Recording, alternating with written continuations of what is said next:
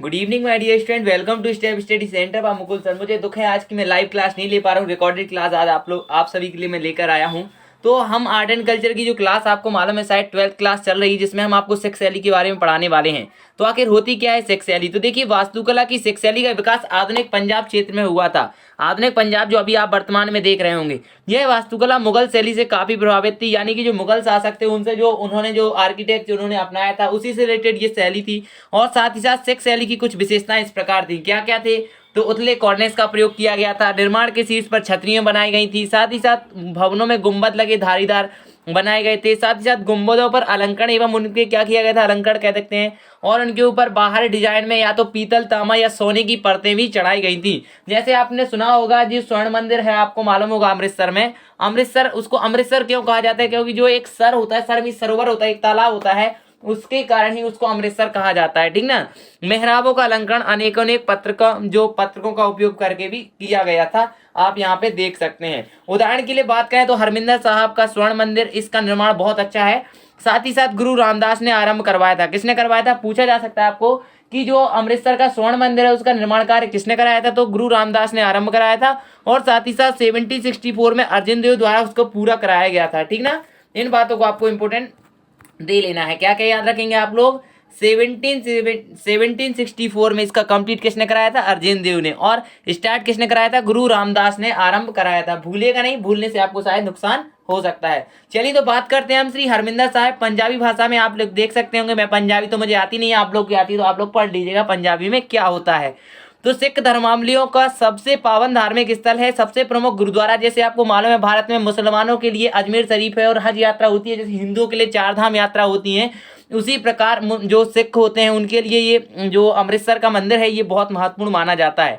तो यह स्थल जो है, जिसमें दरबार साहिब या स्वर्ण मंदिर भी कहा जाता है, यह भारत के आप सभी को मालूम है पंजाब अमृतसर शहर में स्थित है और यह सबसे बड़ा आकर्षण केंद्र ही है।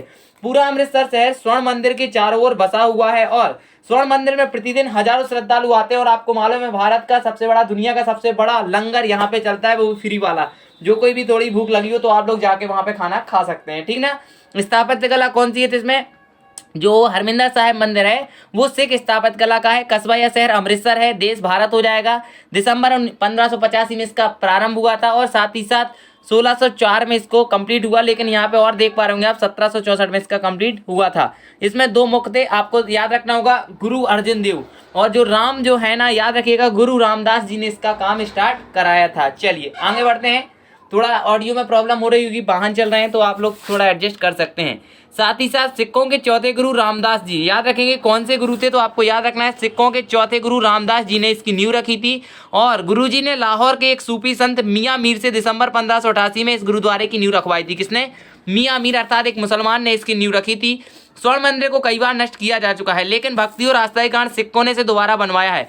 और महाराजा सरदार जस्सा सिंह अहलूवालिया द्वारा, याद रखिएगा जो अहलूवालिया क्या है? एक सुकरचक या ये मिसले के प्रकार है, याद रखिएगा मिसले का प्रकार है।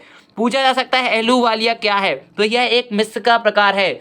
और जो बहुत सारी मिसरें हैं उनको हम आपको पढ़ाएंगे। मिसले माँ में छुट्टी की याद आशा और ला मिसलें होती हैं, याद रखिएगा। ठीक ना। महाराजा रणजीत सिंह सुकर चकिया मिसले के सरदार थे, याद रखेंगे। दो बातें मैंने बताई हैं, महाराजा सरदार जस्सा सिंह अहलूवालिया और महाराजा रणजीत सिंह सुकर चकिया मिसले के सरदार थे। ये यहाँ पे नहीं है, ये मेरा नॉलेज है तो मेरा नॉलेज मैं आपके साथ शेयर कर रहा हूँ।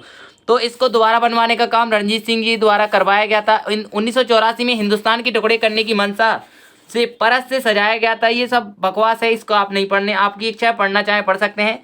शहीद गैलरी में एजीपीसी ने भिंडरेवाला को एक शहीद के रूप में पहचान देकर सबको चौंका दिया और भारत की अखंडता को ठेस पहुंचाई। और सभी धर्मों के राष्ट्रवादी लोगों को इस निर्णय से धक्का लगा। हैदराबाद के 7वें निजाम मीर उस्मान अली खान ने इस मंदिर की ओर सालाना दान किया करते थे। कौन करते थे दान?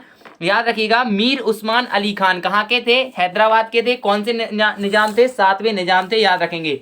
और मैंने आपको बताया महाराजा रणजीत सिंह सुकरचकिया नस्ल के सरदार थे और महाराज सरदार जस्सा सिंह अहलूवालिया नस्ल के सरदार थे। अगर आप भूल सकते तो आपको नुकसान हो सकता है। ठीक ना। चलिए, इसके बाद लगभग 400 साल पुराने इस गुरुद्वारे का नक्शा खुद अर्जुन सिंह जो है अर्जुन देव द्वारा उन्होंने खुद बनाया था। याद रखेंगे इसका नक्शा कौन बनाया था? तो इसका नक्शा खुद अर्जुन देव जी ही बनाए थे।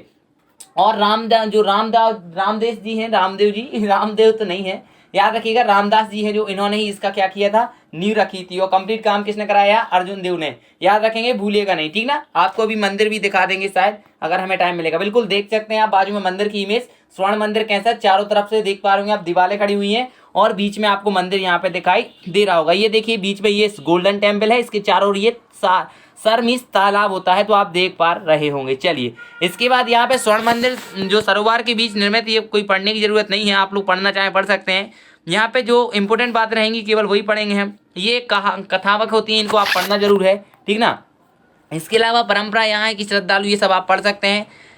गुरुद्वारे के दाई ये फलाना ठिकाना आप भी पढ़िएगा। यहाँ लंगर 24 घंटे चलने वाला लंगर जो है दुनिया का सबसे बड़ा लंगर है, याद रख सकते हैं। यानी सभी को फ्री खाना दिया जाता है। सोच लो, आप लोग बताओ, आपको अगर भूख लगती है, अगर आपके यहाँ खाना नहीं है, तो आप यहाँ पे लंगर में जाके डेली खाना खा सकते हैं।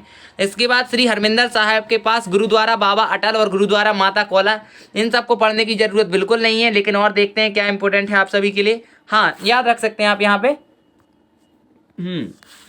ये याद रख सकते हैं, नजदीकी ऐतिहासिक जालियांवाला बाग है, जहां जनरल डायर ने क्रूरता से निशान, जो वहां पे जो सत्य आंदोलन कर रहे थे उनको क्रूरता से गोली मार दी थी। आपको मालूम होना चाहिए जालियांवाला बाग कहां पर है। अगर आपसे पूछा जाए तो आप याद रखेंगे जालियांवाला बाग कहां है मित्रों, अमृतसर पंजाब में देखने को मिल जाएगा।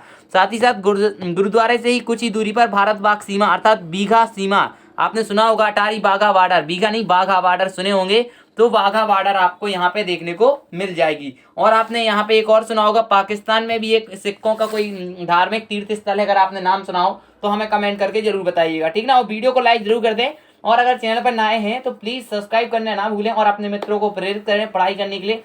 हम आपको फ्री ऑफ कॉस्ट पढ़ाई कराते हैं, बस कमी ये रह जाती है कि पढ़ने में आप लोग की कहीं ना कहीं थोड़ी सी कोशिश जो होती है वो नाकाम कर जाते हैं आप पढ़ने में, ठीक। चलिए आगे बात करेंगे तो प्रकाशोत्सव एक पर्व मनाया जाता है इस गुरुद्वारे में, ये भी आप ध्यान रख सकते हैं, इंपोर्टेंट बात हो जाएगी आपके लिए। और जब ये त्योहार मनाया जाता है तो आप लोगों को हलवा खाने के लिए मिलेगा, तो अगर आप लोग को मौका मिले तो प्रकाशोत्सव पर्व जो होता है, याद रखिएगा गुरु नानक की जयंती पर मनाया जाता है मेरे ख्याल से, तो आप उस पर्व को जरूर जाएं देखने के लिए, ठीक। अब बात करेंगे हम राजपूत शैली के बारे में। तो अपने आकार और क्षेत्र में अद्वितीय थे और राजपूतों ने सामान्यतः भव्य महलों और किलों का निर्माण कराया। राजपूत स्थापत्य कला की एक अनूठी विशेषता क्या थी कि देखो, आपको मालूम है लटकती हुई बालकनियां, अभी आप अपने घर के यहाँ में लटका लेते हैं बालकनियों को, एक 5 फुट कब्जा कर लेते हैं, अगर गली निकली हुई है तो 5 फुट रेलिंग बढ़वा लेंगे ऊपर से, वही राजपूत वाले हुए। और इन्होंने एक धनुष के आकार का क्या किया, एक मेहराब बनवाया, जिसका आकार कैसा, जिसका जो मेहराब का निर्माण कराया, जिसका आकार कैसा होता है, धनुष। धनुष देखें आप लोग कैसे होता है, तीर धनुष, राम भगवान की मूवी देखी होगी, ठीक ना। और आपने वो भी देखा होगा इंद्रधनुष, तो समझ गए होंगे धनुष कैसा होता है। तो अब बात करेंगे हम राजपूत शैली में, जिसमें हम राजस्थानी वास्तुकला अर्थात जयपुर का हवा महल के बारे में चर्चा करेंगे। इसका निर्माण कार्य किसने कराया, सबसे पहले यही पूछा जा सकता है, तो आपको याद रखना है सवाई प्रताप सिंह जी द्वारा क्या कराया गया था, जो क्या कहते हैं इसको यार, हवा महल का निर्माण कार्य। और इसका जो निर्माण है लाल एवं गुलाबी पत्थर से, आपको मालूम है गुलाबी नगरी ही जयपुर कहलाती है। लालचंद उस्ताद इसके वास्तुकार थे। इंपोर्टेंट बातें हैं आपके लिए, याद रखेंगे। स्थान जयपुर, राजस्थानी वास्तुकला और राजपूत वास्तुकला, साथ ही साथ महाराजा सवाई प्रताप सिंह जी के द्वारा इसका निर्माण कार्य कराया गया। लाल एवं गुलाबी पत्थर बनाए गए थे। वास्तुकार इसके लालचंद उस्ताद थे, भूलेगा नहीं। अगर लालचंद उस्ताद भूल गए तो शायद आपको नुकसान हो जाएगा, फिर लालचंद उस्ताद जी आपके लिए बहुत ज्यादा, जो आप अगर उस्ताद बनना चाह रहे हैं वो उस्ताद नहीं बन पाएंगे, ठीक ना। हवा महल 5 मंजिला स्मारक है, याद रखिएगा। इसका मुख्य आधार 50 फीट, ये फलाना ठिकाना नहीं पढ़ना होता है हमें। मुख्य बात जो थी हमने आपको बता दी यहाँ पे कि महाराजा सवाई प्रताप सिंह थे, लाल पत्थर और गुलाबी पत्थर से बनाए गए हैं। साथ ही साथ लालचंद उस्ताद इसके क्या है, देखो लाल कलर में ये है, 2 मिनट, लाल कलर में आपको मालूम है, लाल कलर में है ये, क्या नाम है इसका, हवा महल। तो लालचंद उस्ताद इसके क्या है मित्रों, वास्तुकार हैं। साथ ही साथ इसका निर्माण कार्य किसने कराया, महाराजा सवाई प्रताप सिंह जी के द्वारा कराया गया, ठीक। चलिए इसके बाद मरम्मत की बात करें तो ये मरम्मत देख सकते हैं 2005 में कराया गया, इसको पढ़ने की जरूरत नहीं है।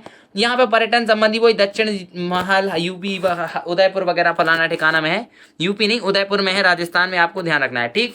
अब बात करेंगे हम आधुनिक वास्तुकाल की, तो देखिए यूरोपीय औपनिवेशिकों के आगमन के साथ ही मुगल साम्राज्य का पतन आरंभ हुआ है। इसके फलस्वरूप पुर्तगालियों, फ्रांसीसियों, डच, डेनिश और अंग्रेजों के बीच सत्ता के लिए संघर्ष आरंभ हुआ, जिसकी परिणति 1947 तक भारत पर अंग्रेजी शासन के रूप में हुई। हालांकि आप देख पा रहे होंगे बाजू में एक इमेज है, ये मित्रों क्या है, मुंबई का जो गोवा का सेंट कैथोल जो एक चर्च का नाम है, नीचे देख पा रहे होंगे। और मुंबई में कैकेस डियंगुडा अब देखो पढ़ने में थोड़ा प्रॉब्लम होता है, इसको क्या लिखा है, डियंगुडा लिखा है मेरे ख्याल से, डियंगुआंडा, हाँ डियंगुआंडा लिखा हुआ है। ये ऊपर वाला इमेज डियंगुआंडा है, आप यहाँ पे देख पा रहे हैं, ये डियंगुआंडा है। और ये गोवा का सेंट जो कैथेड्रल जो एक चर्च है वो आप यहाँ पे देख पा रहे होंगे। पुर्तगालियों ने चर्च बनवाया था गोवा में, और जो मुंबई में काकेस डी आंगुंडा, ये आपको यहाँ पे देखने को मिल जाएगा। फ्रांसीसी प्रभाव की बात करें तो पुडुचेरी का church of sacred art of Jesus, ये पुडुचेरी में बनाया गया फ्रांसीसी के द्वारा, इस पर भी आप इमेज कर सकते हैं। तो फ्रांसीसी अपने साथ शहरी नगर नियोजन की अवधारणा लाए। पांडिचेरी और चंडीगढ़ के फ्रांसीसी नगरों का निर्माण कार्टेजियन ग्रिड योजना, याद रखेंगे किस योजना के तहत, कार्टेजियन ग्रिड योजना और वैज्ञानिक वास्तुशिल्प डिजाइन का उपयोग करके किया गया। उन्होंने शक्ति के प्रदर्शन के रूप में भव्य भवनों का निर्माण कराया। उन्होंने गुमनाम वास्तुकला, ये फलाना ठिकाना बिल्कुल नहीं पढ़ना है, आपको पढ़ना क्या है, कार्टेजियन ग्रिड योजना का उपयोग किया। और कौन सा चर्च है उसका एग्जाम्पल, तो पुडुचेरी का church of sacred heart of Jesus, ये एग्जाम्पल हो जाएगा। तो मित्रों आप मुझे कमेंट कर दो क्या समस्या आप लोगों को, मेरे ख्याल से कोई समस्या नहीं होगी। और आपका आर्ट एंड कल्चर का कल क्लास कंप्लीट हो जाएगा, परसों आपका मेरे ख्याल से क्या होगा, टेस्ट होगा आर्ट एंड कल्चर का कंप्लीट वाला।